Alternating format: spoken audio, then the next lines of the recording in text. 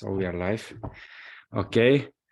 Hello, everyone. I'm glad to have another reality talks with Alex, which I'm doing it every Friday with different guests from around the world. And today I'm honored to have Oakland McCulloch with me. And he is a coach in leadership. He's an author of a book called Your Leadership Legacy. And of course, we are going to have today the clash of the titans, since I'm a ruling reality coach and I have a totally genuine, authentic, personal perspective about how everything is happening. And of course, this is a genuine and very interesting person with which we can speak about. And maybe he's one of the guests that I had till now in the show with the most followers in LinkedIn and so on. So I'm very proud and honored to have you here. Thank you. Yeah, well, thank you, Alex. I appreciate you having me here.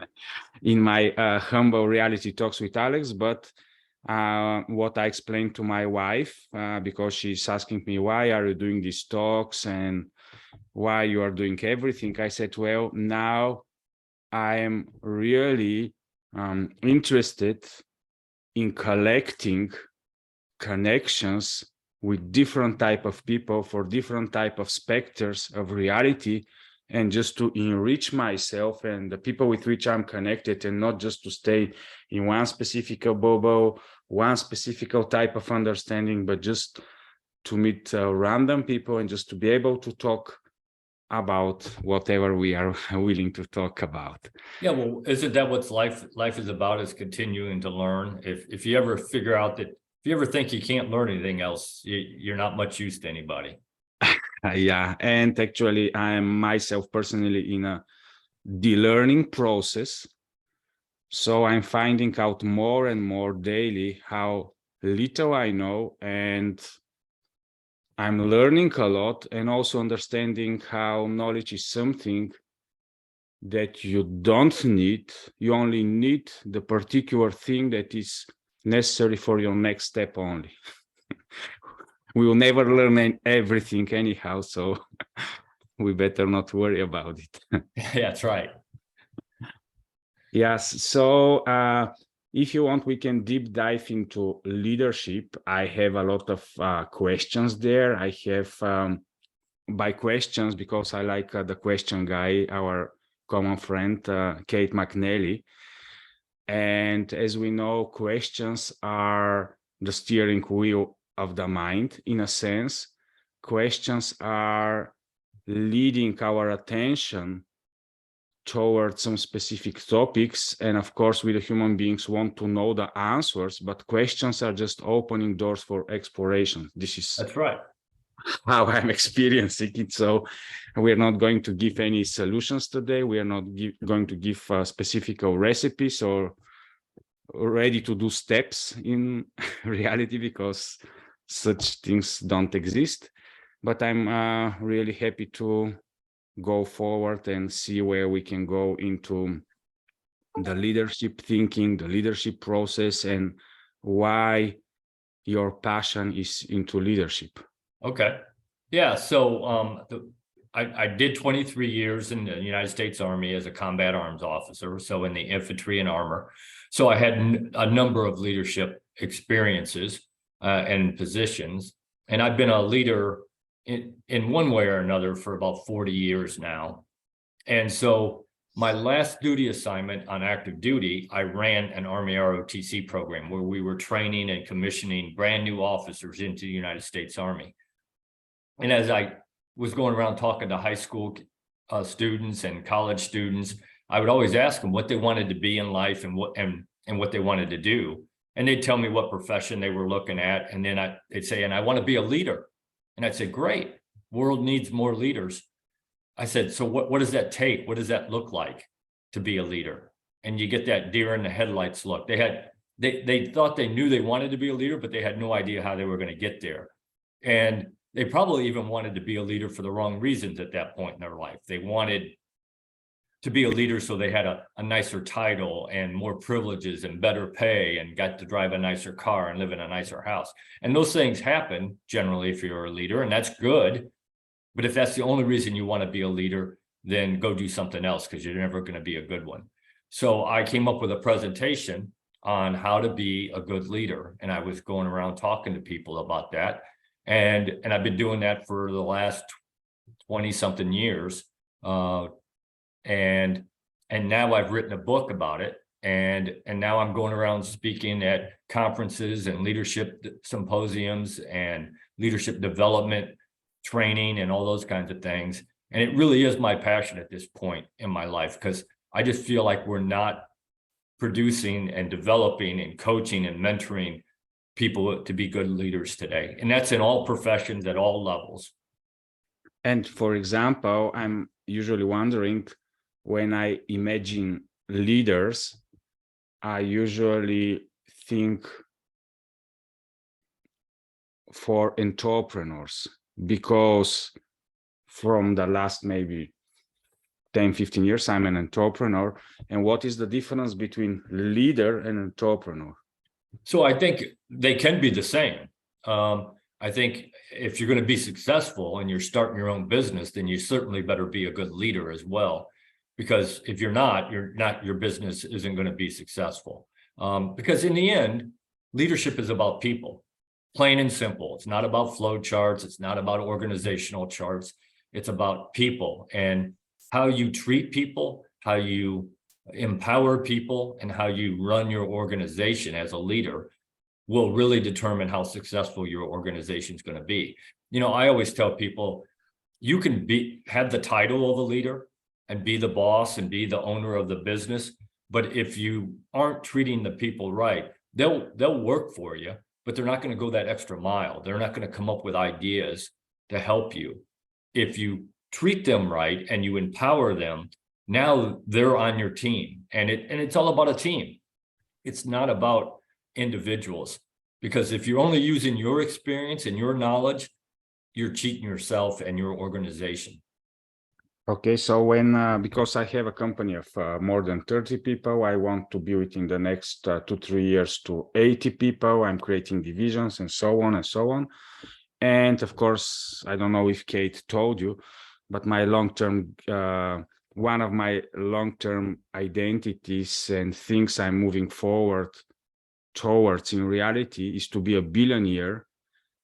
And I'm acting as one. I'm creating a lot of things in my personal reality, preparing myself for this, becoming the one that I should be in order this type of thing to be part of my future.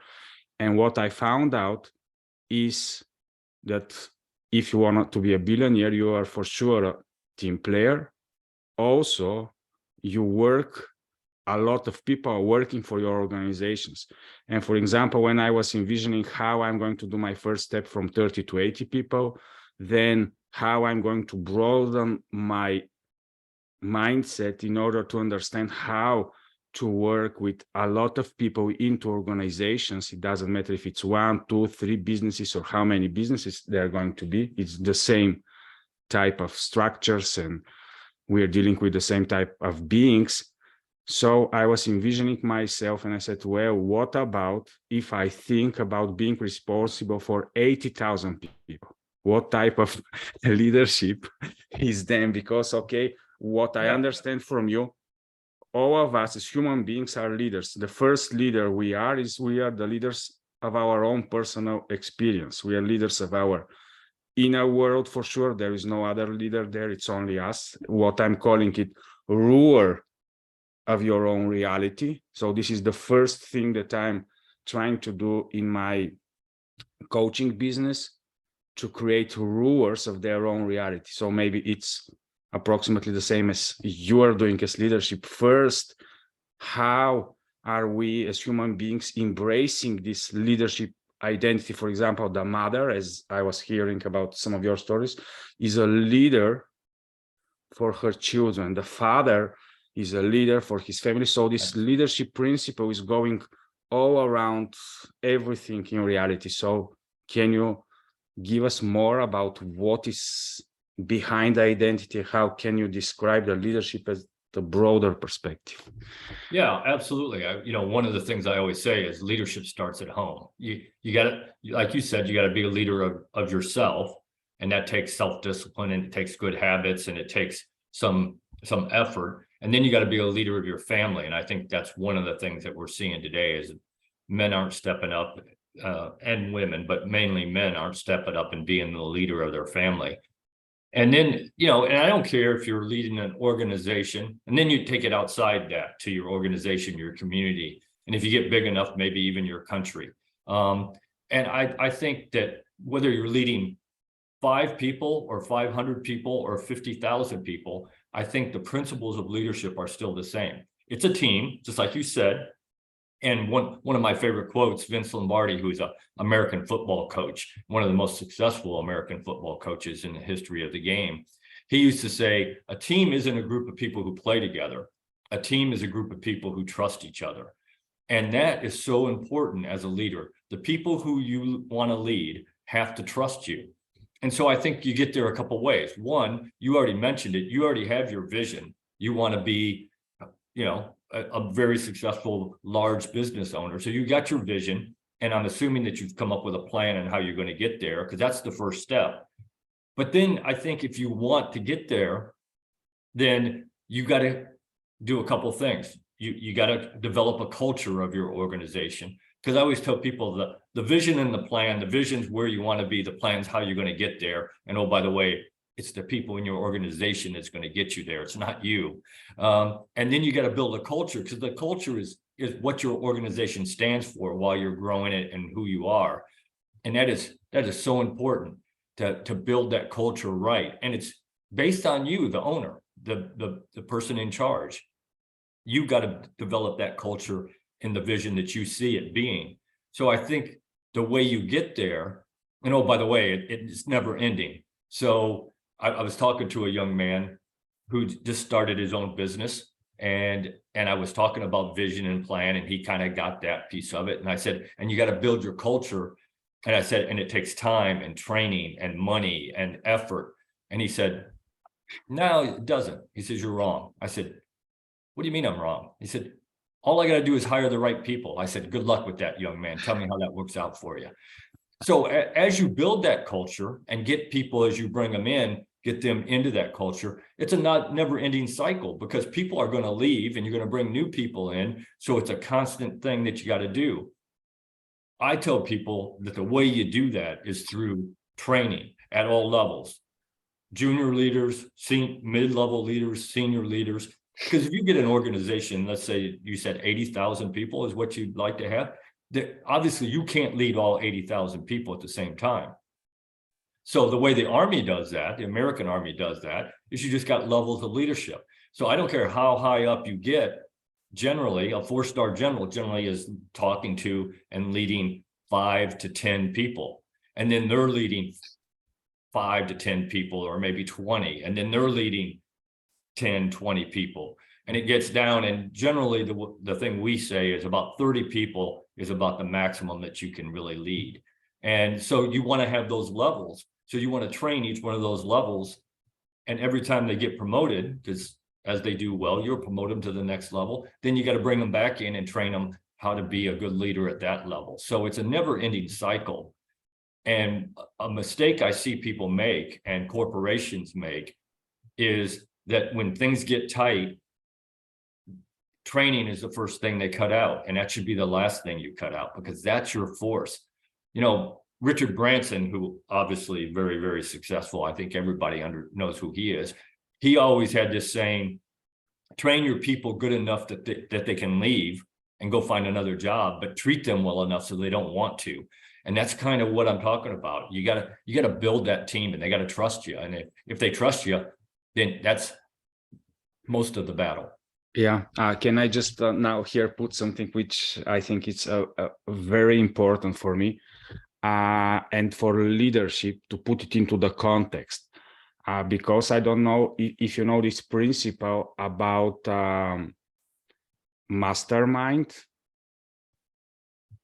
when some people are thinking on a topic and just going into brainstorming or whatever, they're creating a bigger invisible mind that is something much bigger than what each of this person is. And then we, the human beings, have the ability to create invisible structures, which are the building block of the so-called invisible part of reality. We call it organizations, we call it laws, we call it everything that we, the human beings, are saying this is the civilization. And then based on this ability that is able to exist for us, for example, when we are leading, let's say, a company, all the invisible part of reality is filled with these so-called egregores, which are this invisible organization where we, the human beings, with everything that we are as a separate entity, are feeding it. For example, the family cannot exist if the mother, the father, the children, everything is not giving from its energy in order this so-called first type of invisible thing we call family to exist. Let's say in the past, if we were a big tribe and everybody is living together, it's a different type of invisible structure. So we, the human beings, are surrounded around us with so many invisible structures in which all of us are working, all of us are just participating in and are experiencing them. And then if we put the leadership in this context, then it makes so much sense, because when I started to decide to explode and to build more into our personal company, I found out what you said. Instead of me as an individual going through reality and trying to be successful for myself only, if I surround myself with success around me by teaching what you said and coaching and training people around me to be success, then everything around me becomes success. And then all these invisible organizations or structures, because we know that some are failing, some are flourishing, some are doing very well, some are transnational, national, and so on and so on.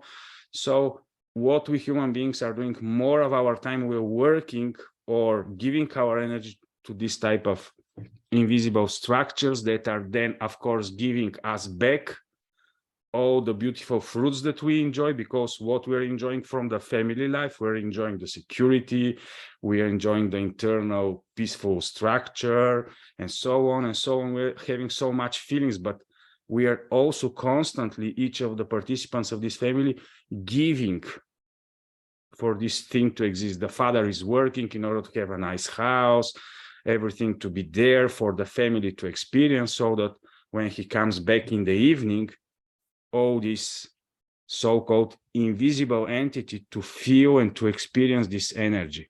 So what do you think about putting leadership into this type of concepts? So I think that's what we do. I mean, that's leadership. You know, as you go up in, you know, everybody starts at a certain level. Nobody wakes up and they're all of a sudden a leader of a multinational company. I mean, this doesn't work that way. So you start and you build on your leadership skills. And you know, and I tell all the young men and women, I said, again, I think it comes down to trust. And I think that no matter which one of those organizations you are, and you'll continually build that trust and organization bigger and bigger. Doesn't matter where you are in there, it's all about the trust piece. And I always tell young men and women, again, it's about people. And the only way you're going to get people to trust you, there's a couple ways. You got to empower them so that they know that you want them to be successful. Because if it's only about you being successful, they don't care. If it's all of us being successful, them, the organization, and the leader, then they're in. They buy into it, and they got skin in the game. It's important for them to be successful as well. And I always tell young leaders, building trust is really simple. You got to get to know the people who you want to work for you, who you want to trust you. So I give them a couple of ways to do that. I say, number one, You can't lead and build trust by sitting behind a desk. I'm sorry. Nobody wants to follow somebody who never gets out from behind their desk. You got to get out and walk around. I always tell people my leadership style is walking and learning, walking and talking. I want to walk around and see everybody, not in my office. I don't want them to come to my office to see me. I want to go see them where they're working, whether that's in their office or their cubicle or on the assembly line or out in the field, wherever they are. So you got to get out and see people, not in your office. Number two, one good way to do that is every time you want a cup of coffee, you go get your own cup of coffee. That does two things. Number one, you let people know that you're human and you're no better than they are. You got to go get your own cup of coffee just like they do. And if you're lucky, then you got 2 or 3 ways to get to the coffee pot and back to your office. And all the way along the way, you're stopping and talking to people and getting to know them. And the last thing I always tell young men and women to help build that trust and that confidence in the people who work for you is every day, go out and find one person in your organization and find out something new about them. Not about work, about their home life. Find out what their spouse's name is, what their kids' names are, what sports do their kids play, what hobbies does he have, all those kinds of things.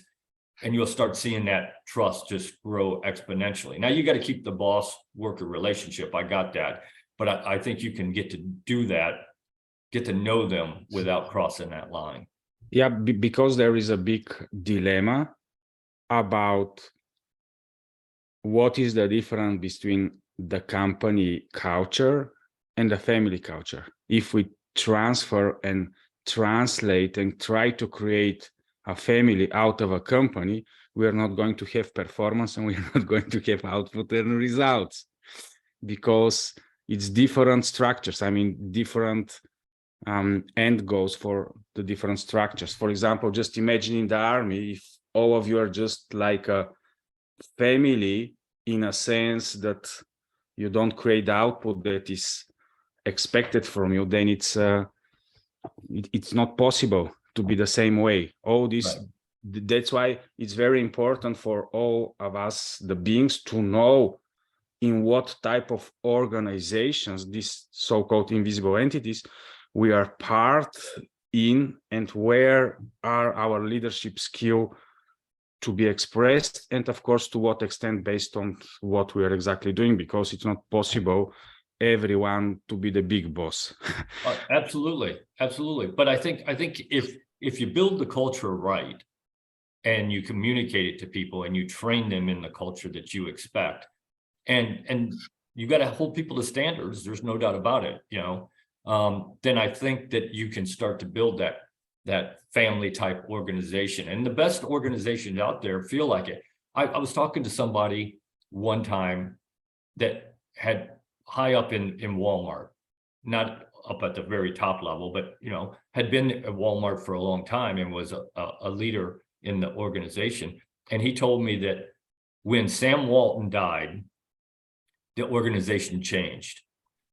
He said, when Sam Walton was alive, and you never knew where he was going to show up. He said, you could be back on the loading dock, unloading boxes, and all of a sudden he's unloading boxes with you, asking you what he can do to make your job better. Is there something we can do to improve this process? And just going around talking to people. And so they felt like they were part of the family, that, he was no better than anybody else in the organization. And he said, once Sam Walton died, that the current leaders don't do that. They don't see them walking around and coming to stores and spending time down with the worker bees that it all depends on. And so I think that's the key. You got to build that culture so that everybody feels they're a valued member, that they have a say. Now, just because they have a say doesn't mean you're going to use it every time, but at least they have the right to say what they think. If they think something's wrong, if they think there's a better way to do it, then they should have that ability to voice that opinion. And as long as they have that ability, then they feel like they're a part of the team. And so I think that's key to building those good organizations, because every great organization feels like a family. That's what I've been told. You know, every time I talk to somebody, if they tell me they really like where they work, I ask why, and they say because we're part of the family. When people tell me that they don't like where they work, they don't feel like they're part of a family. They just feel like they're there doing a job from 8 to 4, 40 hours a week, and they draw a paycheck, and that's the only validation they get is a paycheck. Yeah, that's good. I remembered, for example, I'm going to give you one story about what you were saying till now. We are now in negotiation with a real billionaire to buy one of our companies, not to buy, but to collaborate with us in one of the companies in order we to be much closer to such type of guys and to understand how everything is working and so on and so on. And what I understood about him, he has maybe more than 12 different businesses around the world with hundreds, 5,000-10,000 people working for him, but he's speaking only with 14 people. Yeah, they're reporting to him, and in all the factories where he speaks only with 2 persons: the person responsible for the finances and the person responsible for the human capital, the one that is hiring the people. So that's right. for him, these 2 things are the most important part: the capital and the human assets. And it was very interesting for me because maybe 1 year ago, I bought one small old house, which I'm going to demolish long term, but I found inside the book Das Kapital of Karl Marx, and I paid almost $70,000 for this house that I'm going to demolish. And I said, if I paid $70,000, I'm going to try to see what is in this book anyhow, because it came to me. And I started to read. I tried to go into this type of century where it was industrialization, where capital was everything, where people were almost nothing. They were just part of the machine, like instruments, and they were just used. And when he was explaining in this book about what is the value of a product and how much in the product is also the human capital putting into it, and why he was trying to protect that long term, this is something important. We, the humans, need to understand that when we are taking materials, okay, we have assets with which we are transforming the material, but then the human capital is putting something so much more into this product, because it's the energy, it's the time, it's the brain force, it's all the mindset. So there is something more. It's the attitude, it's the way the workers are working and so on. And then I said, aha, so it looks like all the human beings have some type of honey, invisible honey, that you need to create a specific culture, like a hive or something, where they're willingly able to give this invisible part only, because it's not only about doing your job from 9 to 5. I'm a owner of a company, and I know when I'm thankful and I appreciate that the person is not only doing his job, but he's putting something more. It's something invisible, but it's tangible in the same way. So this is now how I'm calling it. I'm calling it the honey. So I'm creating everything possible in my organization that people are willingly giving their additional invisible energy into everything they are doing. And it is really a hard job, but as you said, it's basically the culture. Without the right culture, it's impossible to start giving this additional thing that you want, that from 9 to 5, they feel like this is really, because I thought like entrepreneur, okay, I'm hiring these people. What exactly I'm hiring? Am I hiring only their time, so they can just do everything without putting any passion, without they putting their inner being into this?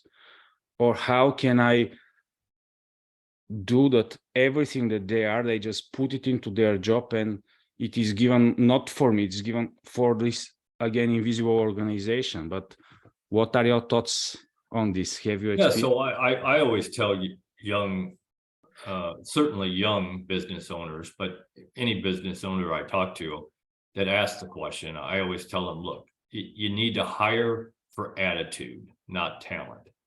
You can teach them anything you need them to do if you hire the right attitude, because attitude is what determines what type of person that's going to be, you know. So I'd rather have somebody with a good attitude than somebody who's supposedly the expert at doing something, who has a bad attitude, because the bad attitude will kill the culture, it will kill the organization, and that's not what you want. So I think the way you get to where you want to get, where everybody is feeling like they're part of the organization and contributing, is I always try to do this. Every time I get a problem, or I got to accomplish something, or we got an issue that needs to be solved, then I generally call my trusted leaders, whoever that is, you know, and however many that is for your organization. And it will certainly be fewer the higher you get up. At lower levels, you might have 4 or 5 or 6 subordinate leaders. At the higher level, you may have a few less than that. Like that guy was saying, he only talks to 2 people in each plant. But if he had a business wide, you know, all of his businesses, he had a problem, then maybe he has 12 people if he has 6 businesses. So I always like to call them together and say, okay, guys and gals, this is the problem. This is the issue. This is the thing we have to do. Give me some ideas. And generally what I find happens when I do that, 2 things. Number one, so you're going to figure out that sometimes the best person, the person you think is the best, the superstar in your organization, is going to give you some horrible ideas. And the person you think is the weakest leader in your organization is going to give you a great idea.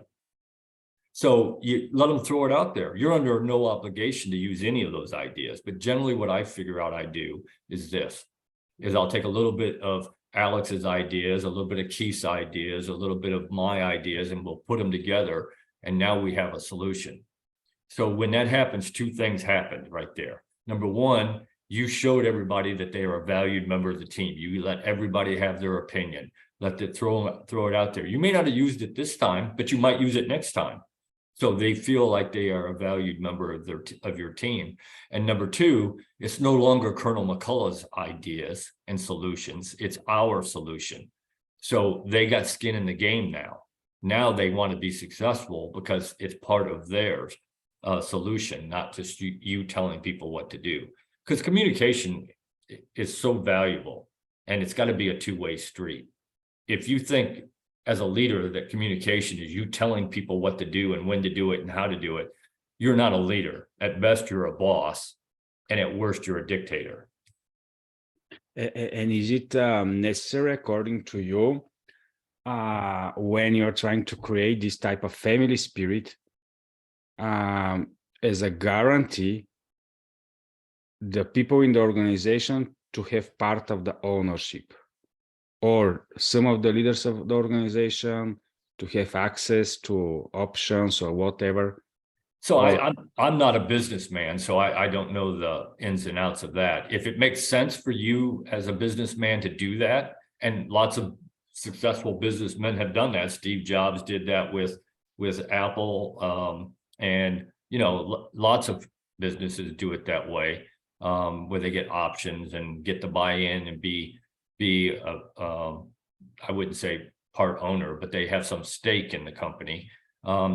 If that makes sense, then you should do that. But that's something that the owner and their business planner needs to figure out if that makes sense for it. That certainly gives them incentive to do well, doesn't it? If they have stock in the company, and the better the company does, the more money they get. That certainly helps to motivate them to do well. Yeah, I mean, because when you look in this invisible being we call organization or company, ownership, for me personally, is a separate energy than working. Because, for example, if you work for something just because of the money or the money that you're going to create, you're going to start creating short-term decisions. Like we see a lot of, especially on the stock exchange companies where they have quarterly reports and so on and so on. There are so many short-term decisions taken in order to take some options, in order to do something that is going also to be 100% initial benefit for some subjective attitude, so to say. Well, And I think that comes back to your vision and your plan. yeah, And you have the great thing about the vision and the plan is that if you come up with a good vision and you communicate it well to the people who are working for you and the leaders who are leading those people, and communicate that, then I think as long as they know what that vision is way out there, whether it's 5 years, 10 years, 20 years from now, and their part, and this is the key, everybody in the organization has to know what their part of that plan to get to that vision is. Because if they don't, then how can they work toward getting to something they don't even know what it is? And what's their part to do to get you there? It's kind of like if I hold you to a standard at something, but I didn't train you to that standard, how can I hold you to the standard? How can you expect somebody to work toward your vision if they don't know what the vision is and what their part of getting there is? I just because I was in I don't know if you know Dan Sullivan from Strategic Coaching. No, I don't. He's a Canadian that is working strongly with companies regarding how to build companies, mindset, leadership, and so on. And just for a second.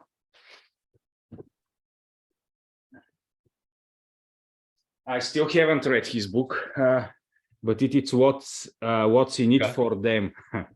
So there is, in a sense, an inner question in everyone when he's working: why should I work more? And do I work usually more than what I'm paid for, especially with different type of workers? And there is a sense, and it doesn't matter how high in the hierarchy they're going when they're workers, because maybe in the army it was not the same, but in the corporate organizations, how we can not satisfy, but do you have any specific suggestions to what extent this thing should be? Yeah, I do. I don't think that the majority of the people work for a paycheck. Now, they want their paycheck. They got to have that. I got it. We all got to have money to live. I got it. And people want that paycheck, but that's not why they joined your organization generally. Most people, and especially in today's world, that youth, they pick organizations that fit their beliefs, their cultures, their purpose. And that's the key. You got to find the sense of purpose, give them a sense of purpose. All of us want a sense of purpose in everything we do, whether it's our relationship with our families, with our spouse, whether it's with our job, with our hobbies, whatever we do, we all want a sense of purpose. So you got to find what the sense of purpose is.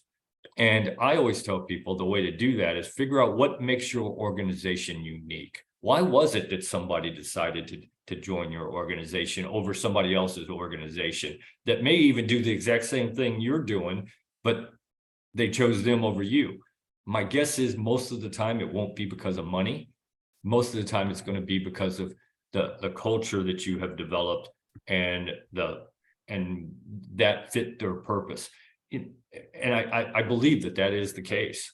Yes, but I mean, because I like to think out of the box, then we can say that this is part of the exploitation of these so-called invisible beings that we have created of our own energy, because then we are creating these entities that are giving all of us this universal basic income, which, for example, for America, for example, a normal worker, if you receive $5,000, $6,000, $7,000 to $10,000 per month, this is a beautiful salary. So there is everywhere a level of this satisfaction. And that's why I say that's not generally what makes people choose the company they go to or the profession that they go into.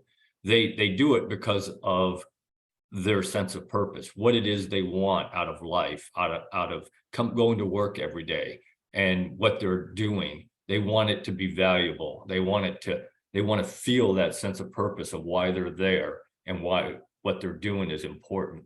We all want to feel that. And I think that's the key. If you can get to the point where you have empowered and informed and make people feel like they're a part of the team and they joined you because that's what they wanted, then I think if you can give them what they want, what they joined the team to join it for, then I think you've got the secret to the answer.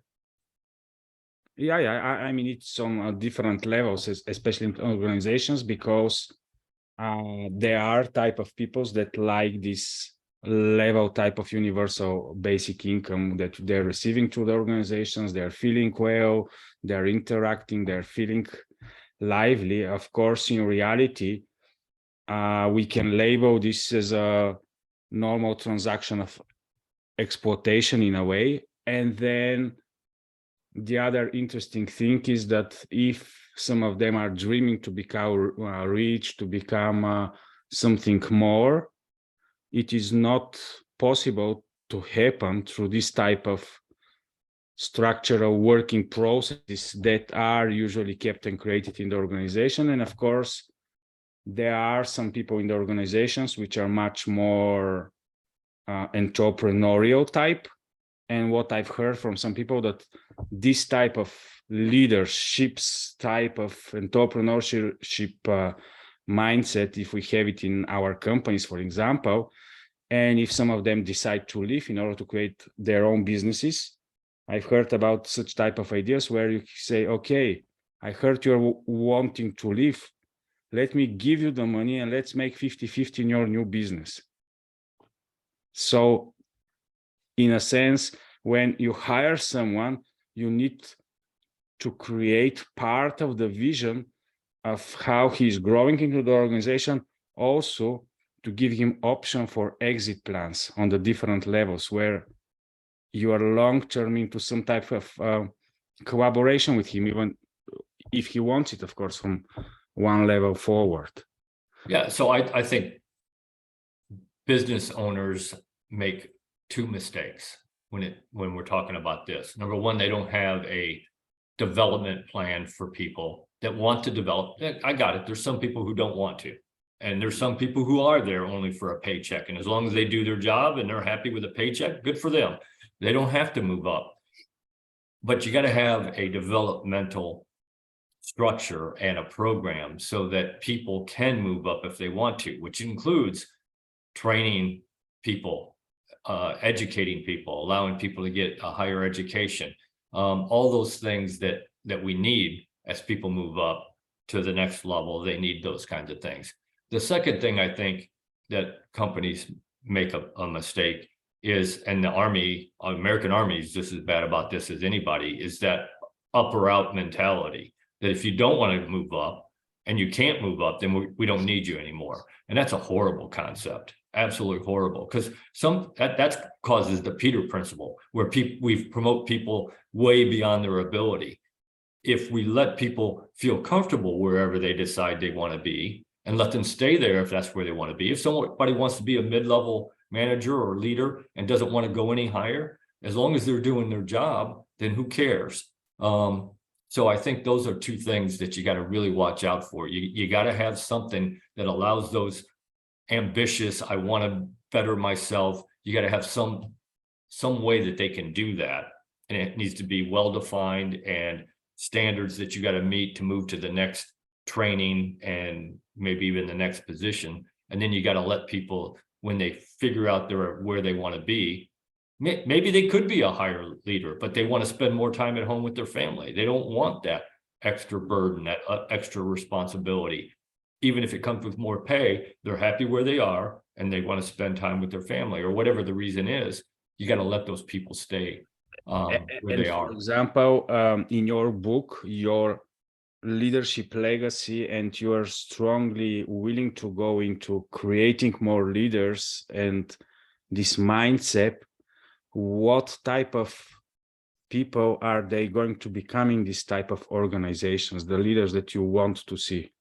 Well, I think that's up to whoever's leading the organization. I mean, I'm a firm believer in servant leadership. I'm a firm believer in, value-based organization. So, if I'm developing a leader in my organization, if I all of a sudden became owner of a big company or the president of or CEO of a big company, then I would develop a leadership program, a leadership develop program that developed the type of leaders I want. That it's important to empower people. It's important to treat people with dignity and respect. It's important to give back to the community and to the people and get to know people. So I would develop a leadership development program that does that. And I think the other piece of that is you just got to build the culture and hold people to standards. I always tell people, look, the people who work for you are going to do what you let them do. If you set a standard, you train them to the standard, and you hold them to that standard, that's what they're going to do 99.9% of the time. People don't come to work not to meet the standard. The majority of people, they want to meet the standard. They want to do the right thing and do good things. But if you let people get away with not doing the good things and the right thing and not meeting the standard, then they're going to do that. And that's contagious. Again, Vince Lombardi said winning, and you can substitute winning for success, is a habit. The more you win, the more successful you are, the more you want to be. The only downside to that is that failing and being unsuccessful is a habit as well. And if you let people get into that cycle, that's the cycle they're going to take. If you hold them to a standard, they will do what you ask them to do. Yeah, and that's why in our organization, we created such type of a support growth structure where if someone is not meeting the standards of the company, we are having now developing such type of a growth people that are responsible only for the growth of the company, and they're like our special forces, and they're going there in the specific places and are starting to work together with the people in order to be able to bring them into this type of standards and culture that we want. And this is starting. I mean, we implemented this the last year. I mean, we are experimenting a lot with our own personal structure. And I see in the last year that year and a half, we put a lot of efforts, and we almost we doubled for sure the company value, the company, everything in the company. We doubled like performance in the last year and a half organically, based only of improving this culture.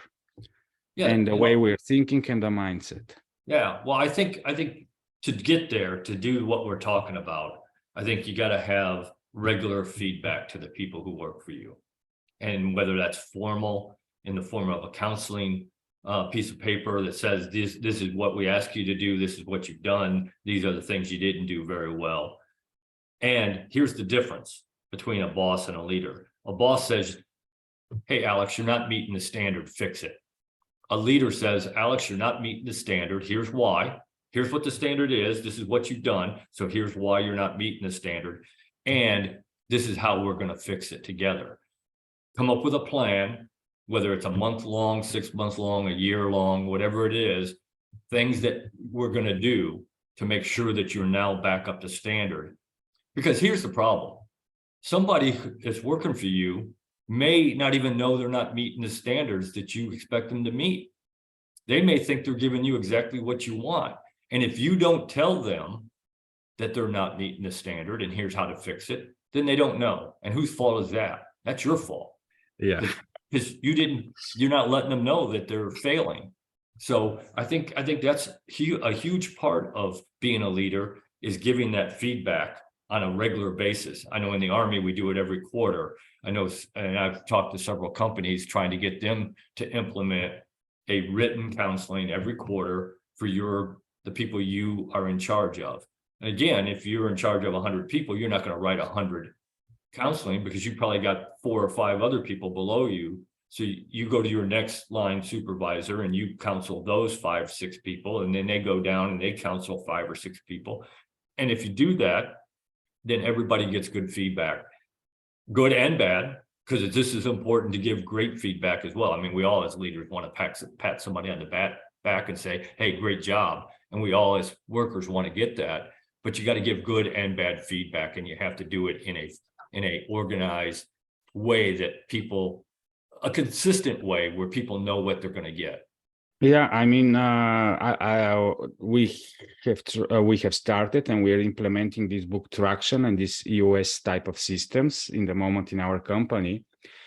And when I was thinking about this from the perspective of reality, I said, okay, these people are working for us, let's say during the working day. So anyhow, they're giving 1/3 of their 24 hours only for the company.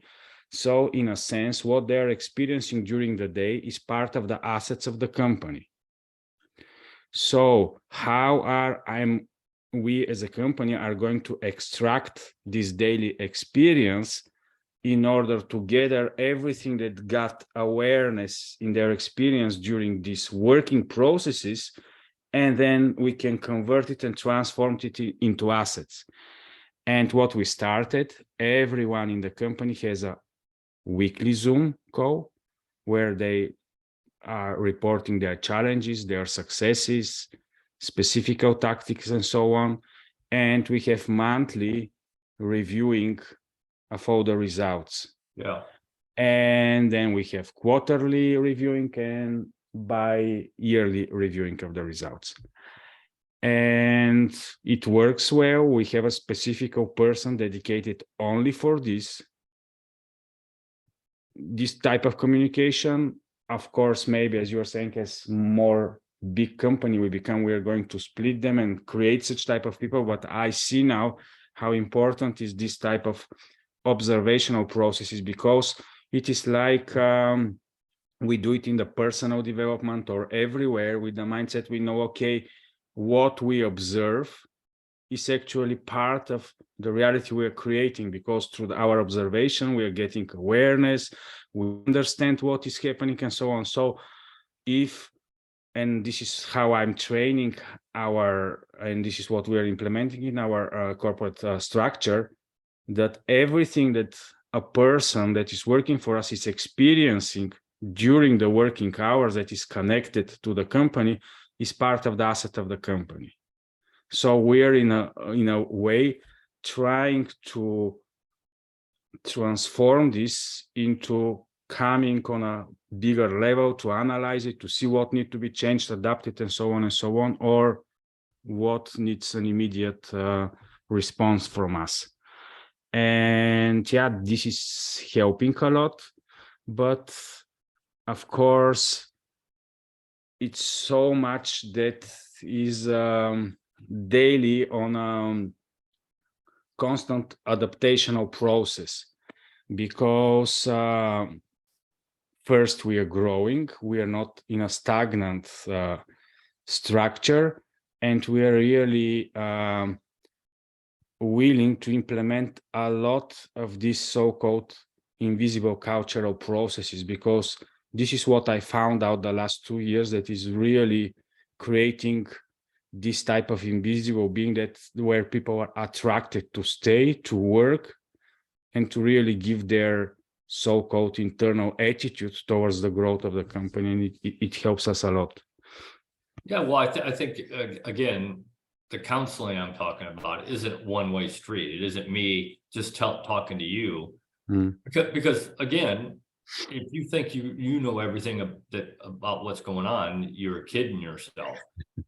You know, part of why I walk around and talk to people is I ask, so is there a better way to do this?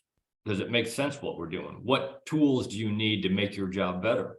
And that can be all part of that counseling thing, saying, okay, here's what I asked you to do. Here's what you've done. Here's good things. Here's some things you didn't do so well.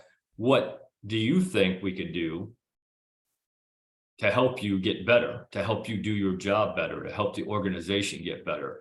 And again, some of it maybe you don't even use, some of it doesn't make any sense, but you'll find some nuggets in there that will help you develop people and build that culture even better if you stop and listen to people. Yeah, the so-called breadcrumbs to try to take them. Okay, so if you want, you can share us more about the book and how you are implementing all the things in your reality and how you're helping people and how they can reach you more and all this type of mindset, how they can Yeah, become. absolutely, Alex. Thanks. So the book is available on Amazon. Mhm. And it's in a hardcover, a paperback, ebook, and an audiobook. Yep, that's it. Your leadership legacy, becoming the leader you were meant to be. Yeah. And the audiobook is read by me. The only other voice on there is my wife. She read the about the author and she read the foreword because she wrote the foreword. Everything else I read. And then if you know, and if you want to get in contact with me, you can go to my website, www.ltcoakmcculloch.com. And on my website, it has the things I talk about. It has some reviews of the book and my presentations. It has a couple blogs that I've written so far, and I hope to write a few more. And it has some of the podcasts that I've been on. I've been on over 67 podcasts now, and in all different countries like Bulgaria and Romania and Poland, and 3 in India and 3 in Australia and in New Zealand, South Africa, all over the place. So if you want to get some, just hear some snippets and some things there, that's fine as well. And right now, this really is my passion, to talk to people, organizations, companies, universities, whoever I can get to talk about leadership. This last week, I was in Frisco, Texas, right outside Dallas, and I talked to 1,200 first responders, so policemen, firemen, paramedics, EMTs, and we had a great discussion for an hour about what it takes to be a good servant leader. And you know, I've got about 15 things I can talk about inside of that, which is in the book. Now, obviously, in an hour, you can't talk about 15 things. So, you know, I talk about 5 or 6 things every time I go out, and I base it on what type of organization I'm going to and some of the things that they've said their organization is having a problem with. Yeah, do you develop something like do you envision it at least to develop some type of a long-term consultancy type of program, work with organization in order to? That's my goal, is to get to that point, not only go around and talk at conferences and symposiums and leadership development events, but also, and I'm already talking to 2 companies that haven't ironed it all out yet, talking to 2 companies, one to help develop some tools to help them do better, and the other one to help be a mentor to their junior leaders. And I would love to do that down the road. Mm-hmm. Yeah, that's great. And about the normal type of people, do you think to develop something or not? Or basically you want to work with organizations? No, I mean, I certainly could do with individuals or small groups if they wanted that. But generally at this moment, I'm working with larger events and larger number of people. But certainly I have no problem. I know you know, I've got people who are doing speaking, who also do individual coaching for CEOs and vice presidents and presidents. Certainly I have no problem doing that if it leads to that. I'd love to do that. It's just, that's a little bit down the road for me, maybe a year or 2 before I start doing that kind of stuff. Yeah, so you're a little by little developing your example of servant leadership. That's right. And can you give us how exactly are you trying to translate this servant leadership through this education and through coaching and to training, to put this type of mindset and to imprint it into the future generations? Yeah, I mean, that's my goal. And I'm doing it by speaking engagements. I'm doing it by writing my book, writing articles, writing blogs. All those things are things that I'm trying, that's the ways I'm trying to get the message out. I think I got another book in me. Want to start writing it probably later on this year, about being successful, and a lot of the same principles and concepts, but you know, how to set goals, how to accomplish goals, how to build some self-discipline, how to build some good habits, because we're all creatures of habit. And it's up to you whether they're good habits or bad habits. And so we need to get to the point where we have good habits that are helping us be successful. So and getting results, because in the real world, results matter. So those are the kinds of things I want to put in the next book and include. And I've given that presentation several times here lately. And I love giving that presentation as well. And regarding your personal life, do you have a specific business or something that you are doing where you're implementing all of your principles in the moment? Or? I have a LLC.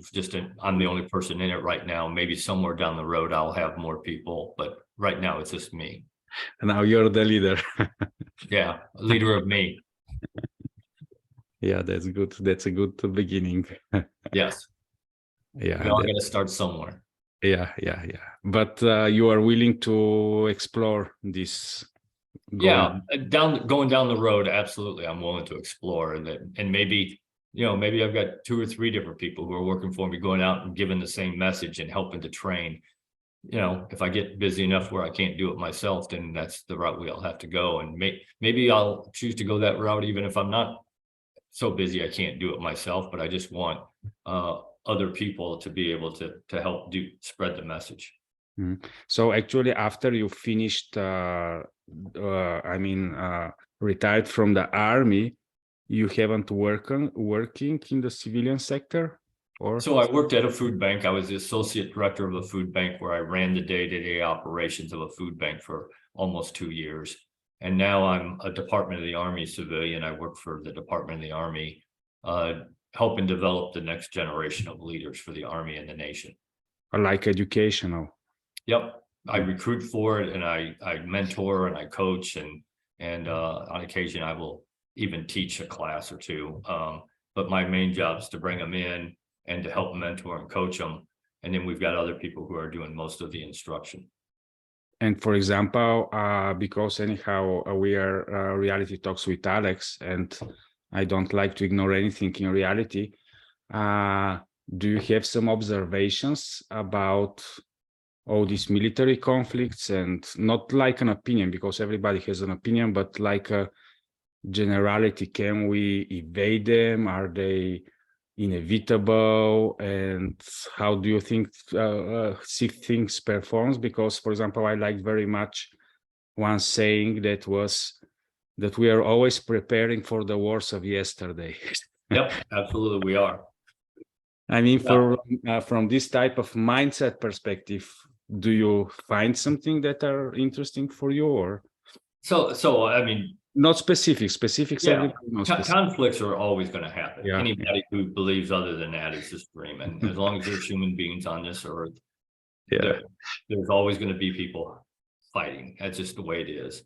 So I think, again, you know, you got to build a culture that understands where it came from and what works, but also be forward looking to say, okay, you know, I have a thing that I say, if you're trying to manage change, you're already behind the power curve. You got to be looking out and figuring out what changes are coming, and you got to be the one that dictates that change. And if you do that, then, and you get people in that mindset, then you've always got somebody. You got somebody working on today, because today's what you got, and making that the best it can be. But you also have somebody looking forward, trying to figure out what the next big thing is going to be. Yeah, so in a sense, instead of all of us like in the what we're expecting in 2023, what is going to happen with the economy, with this or that, instead of just constantly in all our lives just prepare for the change, better be part of the change, or better be forward thinking. Yes, absolutely. And we got to get to that point. I think every organization has to get to that point, or you become obsolete, because things are going to change. That's a fact. Yeah, that's good. Okay. So if you want and if you like, we can finish here. And I think we've got a good stopping point for this one. Maybe I come back on some other time and we talk about other things. Yeah, we can deep dive. Thank you very much and have a nice time, and we'll continue interacting with each other. Absolutely, Alex. Thanks for having me on the show. I really appreciate it. And hopefully we gave people some nuggets that they can take away and use. Yeah, I hope so, because everything is so specific, and all of us, through his uniqueness, is giving something that nobody else can give. It doesn't matter if there is 1,000 books about leadership or about a specific concept. Nobody has ever had your unique experience through which you are educing or extracting this type of knowledge. So it's wonderful to have one unique perspective about leadership. Yeah, well, thank you, Alex. It was a pleasure. Okay, enjoy. Bye-bye. Bye.